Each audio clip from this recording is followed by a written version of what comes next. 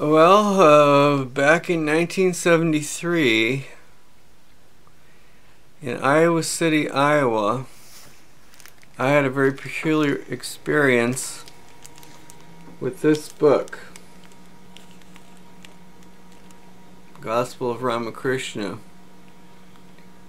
This is a recent copy that I purchased at the Vedanta Temple, and for now I'm going to just read, and maybe I'll have an explanation in another video. Now this is from chapter 44.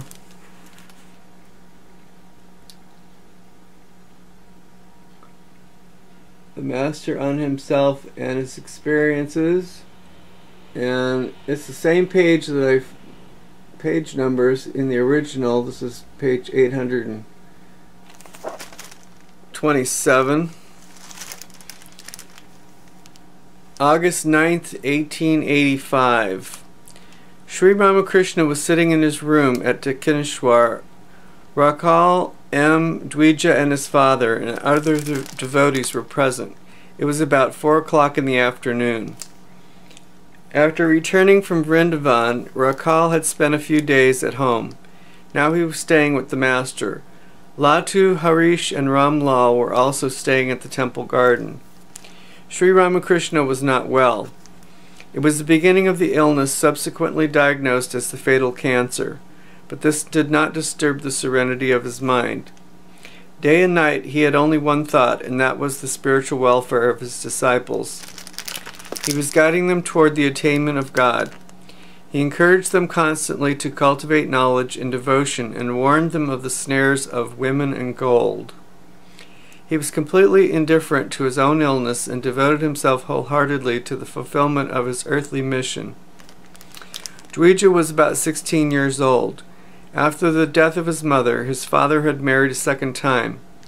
Dwija often accompanied M to Dakshineshwar, but his father did not approve of it. Dwija's father had for a long time been speaking of visiting Sri Ramakrishna. Today he had come to Dakshineshwar. He was the manager of a business firm in Calcutta and had passed his examination in law. Master, to Dwija's father, please don't mind your children's coming here.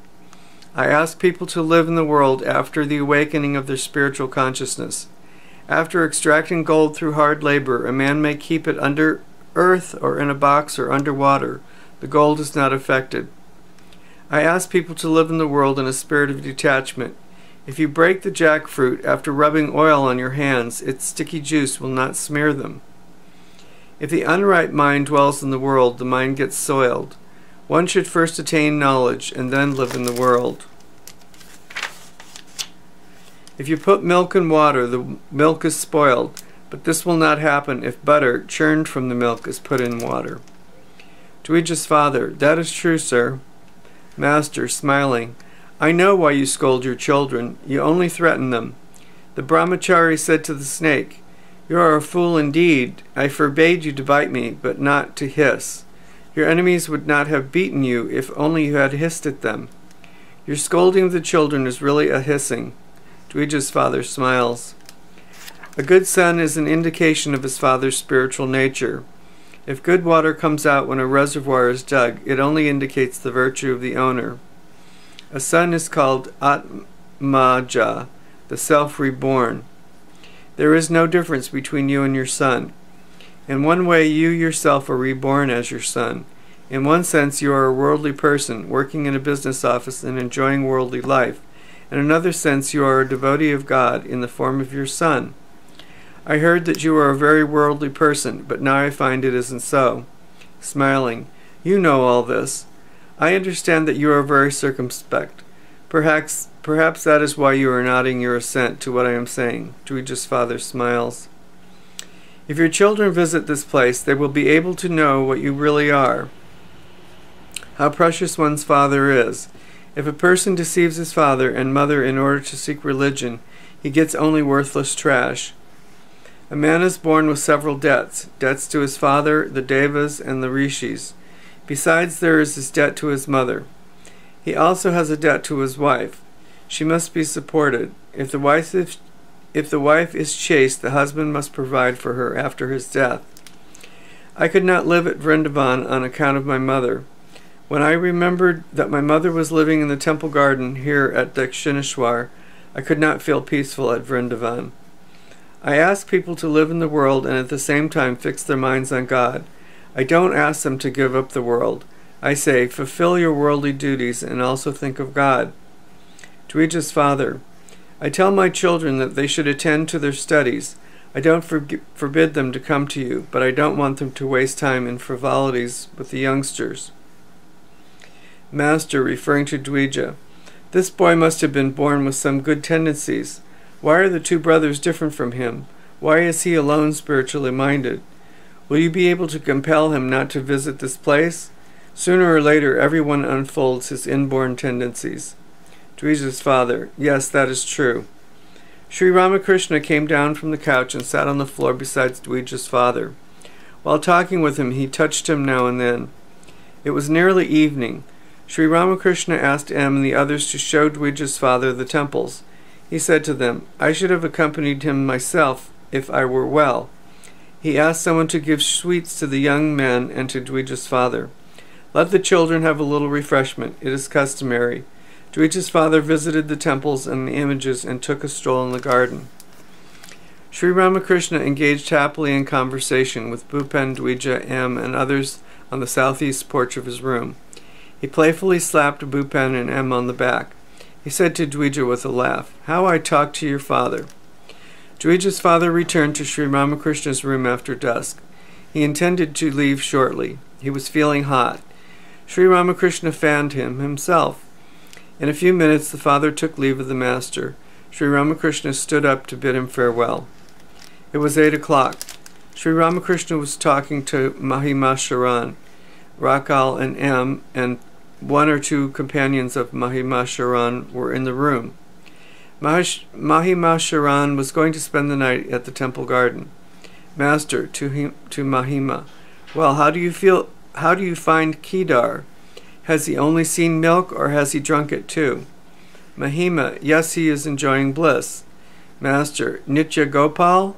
Mahima: very good, he is in a lofty state of mind. Master: yes, well, what about Girish Ghosh? Mahima: he too has developed nicely, but he belongs to another class. Master: and Narendra? Mahima: he is now in the state I was in 15 years ago.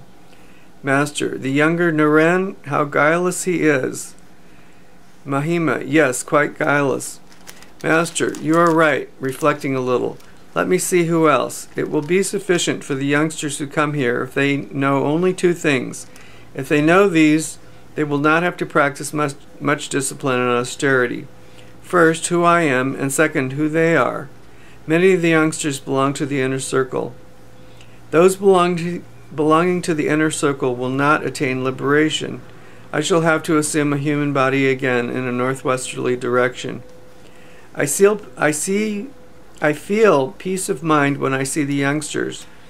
How can I feel joy at the sight of those who have begotten children and are engaged in lawsuits and are involved in women and gold?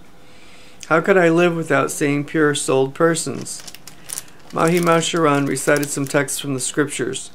He also described various mystic rites of the Tantra.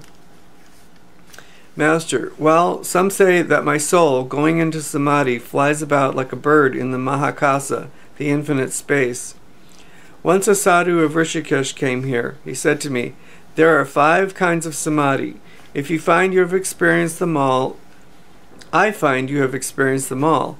In these samadhis, one feels the sensation of the spiritual current to be like the movement of an ant, a fish, a monkey, a bird, or a serpent. Sometimes the spiritual current rises through the spine, crawling like an ant.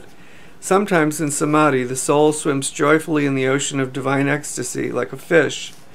Sometimes when I lie down on my side, I feel the spiritual current pushing me like a monkey and playing with me joyfully. I remain still. That current, like a monkey, suddenly, with one jump, reaches the Sahasrara. That is why you see me jump up with a start. Sometimes again the spiritual current rises like a bird, hopping from one branch to another. The place where it rests feels like fire. It may hop from Muladhara to Svadhisthana, from Svadhisthana to the heart, and thus gradually to the head. Sometimes the spiritual current moves up like a snake, going in a zigzag way. At last it reaches the head, and I go into samadhi. A man's spiritual consciousness is not awakened unless his kundalini is aroused. The kundalini dwells in the Muladhara. When it is aroused, it passes along the Sushumna nerve, goes through the centers of Svadhisthana, Manipura, and so on, and at last reaches the head. This is called the movement of the Mahavayu, the spiritual current. It culminates in samadhi. When spiritual consciousness is not awakened by the mere reading of books, one should also pray to God. The kundalini is aroused if the aspirant feels restless for God. To talk of knowledge from mere study and hearsay, what will that accomplish? Just before my attaining this state of mind, it had been revealed to me how the kundalini is aroused, how the lotuses of the different centers blossom forth, and how all this culminates in samadhi. This is a very secret experience. I saw a boy 22 or 23 years old, exactly resembling me, enter the Sushumna nerve and commune with the lotuses, touching them with his tongue. He began with the center at the anus and passed through the centers at the sexual organ, navel, and so on. The different lotuses of those centers, 4-petaled, 6-petaled, 10-petaled, and so forth, had been drooping. At his touch they stood erect. When he reached the heart, I distinctly remember it, and communed with the lotus there, touching it with his tongue. The 12-petaled lotus, which was hanging head down, stood erect and opened its petals. Then he came to the 16-petaled lotus in the throat, and the 2-petaled lotus in the forehead. And last of all, the 1,000-petaled lotus in the head blossomed. Since then I have been in this state. Sri Ramakrishna came down to the floor and sat near Mahima Sharan. M. and a few other devotees were near him. Rakal was also in the room.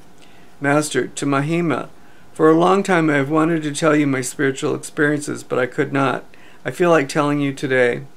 You say that by mere sadhana one can attain a state of mind like mine, but it is not so. There is something special here, referring to himself. Rakal, M. and the others became eager to hear what the Master was going to say. Master, God talked to me. It was not merely his vision. Yes, he talked to me. Under the banyan tree, I saw him coming from the Ganges. Then we laughed so much. By way of playing with me, he cracked my fingers. Then he talked. Yes, he talked to me. For 3 days I wept continuously, and he revealed to me what is in the Vedas, the Puranas, the Tantras, and other scriptures. One day he showed me the Maya of Mahamaya. A small light inside a room began to grow, and at last it enveloped the whole universe. Further, he revealed to me a huge reservoir of water covered with green scum. The wind moved a little of the scum, and immediately the water became visible. But in the twinkling of an eye, scum from all sides came dancing in and again covered the water. He revealed to me that the water was like Satchidananda, and the scum like Maya. On account of Maya, Satchidananda is not seen, though now and then one might get a glimpse of it. Again, Maya covers it. God reveals the nature of the devotees to me before they arrive. I saw Chaitanya's party singing and dancing near the Panchavati, between the banyan tree and the bakul tree. I noticed Balaram there. If it wasn't for him, who would be there to supply me with sugar candy and such things? Pointing to M. And I saw him too. Well, let's see how that turned out. Thank you very much.